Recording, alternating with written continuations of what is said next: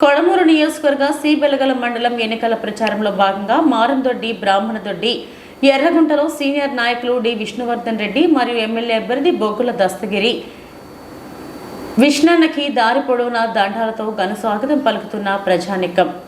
బొగ్గుల దస్తగిరి మాట్లాడుతూ బాపు సూపర్ 6 పథకాలని ప్రజలకు వివరించారు. యువతకు 20 లక్షల అవకాశాలు లేదా నెలకు 3,000 నిరుద్యోగ భృతి, స్కూలుకు వెళ్లే ప్రతి విద్యార్థికి ఏడాదికి 15,000 ఆర్థిక సహాయం, ప్రతి రైతుకు ఏటా 20,000 ఆర్థిక సాయం, ప్రతి ఇంటికి ఉచితంగా ఏడాదికి 3 గ్యాస్ సిలిండర్ల పంపిణీ, ప్రతి మహిళకి నెలకి 1,500 ఆర్థిక సహాయం, మహిళలకి రాష్ట్రమంతటా ఉచిత బస్సు ప్రయాణం అంటూ బాబు సూపర్ 6 పథకాల గురించి పత్రాన్ని అందిస్తూ టీడీపీ అధికారంలోకి రాగానే ఈ పథకాలన్నీ అమలులోకి వస్తాయని హామీ ఇచ్చారు బొగ్గుల దస్తగిరి. కార్యక్రమంలో తెలుగుదేశం, జనసేన, బీజేపీ నాయకులు, కార్యకర్తలు పాల్గొన్నారు. రేపు చంద్రబాబు నాయుడుకు మీరు ఓటేస్తే మీరు ఎట్లా లబ్ధి పొందుతారని దస్తగిరి గారు చెప్పడం జరిగింది, శేఖర్ చెప్పడం జరిగింది. నేను తెలుగుదేశం పార్టీ ఇన్ఛార్జి ఉన్నప్పుడు ఏమి చేశాము, చేయబోయేది కూడా ఏమిటనేది వాళ్ళు చెప్పారు. అన్నిటికన్నా స్పష్టంగా వైసీపీ పార్టీ నుంచి గిరిజన అభ్యర్థి ఇంకా 2 సంవత్సరాల అధికారం ఉందా అని వదిలిపెట్టి కేవలం మన పైన విశ్వాసం ఉంచి మన ఇంటి దగ్గరికి వచ్చి ఒక జడ్పీటీసీగా ఏ మాత్రం ఒక పైసా లాలూచి పడకుండా ఆశించకుండా ఆయన అభివృద్ధి చేయలేనప్పుడు ప్రజల నుంచి ఓటు వేసినప్పుడు ఎవరా జగన్మోహన్ రెడ్డి అభివృద్ధి నిరోధకులు కాబట్టి ఎవరా ఎమ్మెల్యే ఎవరు ఈ ఇన్ఛార్జ్ అని చెప్పి తనకు బంధువైనా గాని ఎవరు ఎమ్మెల్యే బంధుత్వం కాదు, రాజకీయాల్లో ఉంటే ప్రజాసేవకుడు బంధుత్వాన్ని ఎప్పుడు చూడకూడదు. కాబట్టి చూడకుండా నన్ను నమ్మి అదే పైన తెలుగుదేశం పార్టీ పైన విశ్వాసం ఉంచి ఈ రోజు విష్ణువర్ధన్ రెడ్డి గారి నమ్మకంతో చేస్తున్నానని చెప్పి దస్తగిరిని నాగరాజుని గెలిపిస్తాం.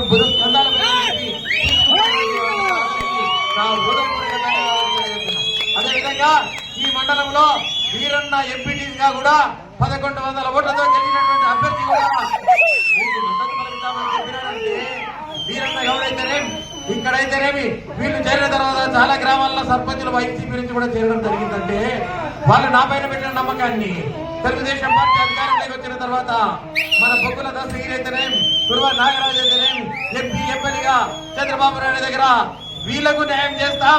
అదే విధంగా గ్రామాల అభివృద్ధి చేస్తాం. ఇంతకుముందు మన మన బలమైన నాయకుడు నన్నట్టున్నారు.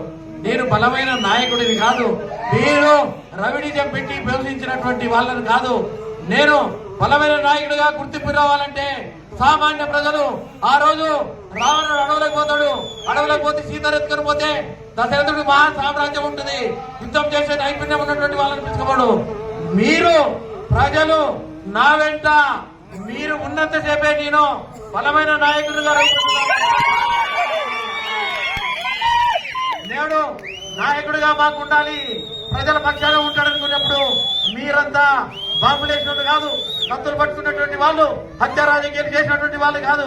వేలాదిగా నాకు అన్యాయం జరిగినప్పుడు గాని, నన్ను అరెస్టు జరిగినప్పుడు గాని, నిన్న జగన్మోహన్ రెడ్డి రాజశేఖర రెడ్డి వచ్చినప్పుడైతేనేమి, నిన్న ఆ రోజు నేను రాజశేఖర రెడ్డికి తెలిసో తెలియకనో మద్దతు పలికితే 10,000 మంది హైదరాబాద్కి వచ్చారు. అదేవిధంగా ఎన్నో జగన్మోహన్ రెడ్డి చేశా. కానీ దోపిడీకి అలవాటైనటువంటి వైఎస్ కుటుంబం ఎవరైతే ఇక్కడ దోపిడీ చేస్తారో, ఎవరైతే కోడుమూరు నియోజకవర్గంలో ప్రజల కంటకులుగా ఉన్నటువంటి వ్యక్తిని ఇన్ఛార్జిగా పెట్టి 1,000 కోట్ల రూపాయలు దోపిడీ చేసి ఈ స్థానికుడు కానటువంటి వ్యక్తిని ఎమ్మెల్యేగా పెట్టి 2 ఇసుకలో, మట్టిలో, ఫ్యాక్టరీలో దోపిడీ చేసినది మన ఎంపీ జడ్పీటీసీ అభ్యర్థి చెప్పాడు. జడ్పీటీసీ వైసీపీ నుంచి చెప్తున్నాడంటే ప్రజలకు తెలిసినటువంటి విషయాలు చెప్పాడు. కాబట్టి రేపు ప్రభుత్వం రావడం ఖాయం. ఇసుక దోపిడీ, మట్టి దోపిడీ, ఫ్యాక్టరీల దోపిడీ గూడూరులోనే చంద్రబాబు నాయుడు గారికి చెప్పాను.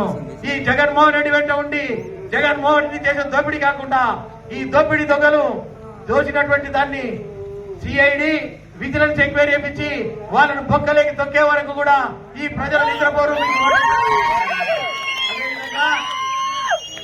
ఈరోజు మీరు ముఖ్యంగా ఆలోచించండి, రేపు వేసే ఓటు 5 సంవత్సరాల కొట్టే ఓటు. ఖచ్చితంగా మన కర్నూలు పార్లమెంటులో చివరి యుద్ధం, భారతంలో కురుక్షేత్రంలో చివరి యుద్ధం జరిగినాక యుద్ధాలు జరగవు.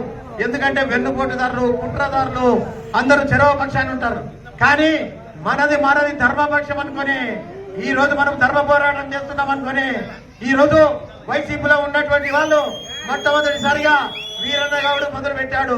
ఆ పరంపర కొనసాగుతూ జెడ్పీటీసీ మొదలుకొని కౌన్సిలర్ కర్నూలు కౌన్సిలర్ గిబ్సన్ మొదలుకొని ఎంతో మంది గ్రామ సర్పంచులు గార్గేపురం ఎంపీటీసీ కూడా మొట్టమొదటిసారి చేరాడు. ఇటువంటి వాళ్ళు పరంపర కొనసాగుతుంటే ధర్మము పక్షాన కత్తులు యుద్ధాలు తీసుకునే తోళ్ళు కాదు వీళ్ళంతా. ఆ రోజు సీత రాముడికి ఎత్తుకొని పోతే వచ్చినటువంటి ఆ వద్దు కోతులు అంటారు వానర సైన్యం మంది. ఈ రోజు వానరులు కూడా సుగ్రీవుడు రాజుంటాడు, శాంబడు. అట్లనే నా వెంట వచ్చినటువంటి వాళ్ళు ఈ సైన్యాన్ని తయారు చేసి రేపు ఓటు వేసి మన నియోజకవర్గానికి మన గ్రామాలకు చేసి బొమ్మల దస్తగిరిని అదేవిధంగా గురువ నాగరాజుని గెలిపిస్తారని ఆశిస్తూ మీ గ్రామ సమస్యలను భవిష్యత్తులో పూర్తి స్థాయిలో బాధ్యత చేస్తారని మాట చెప్తూ సెలవు తెలుసుకుంటున్నారు. జై హింద్.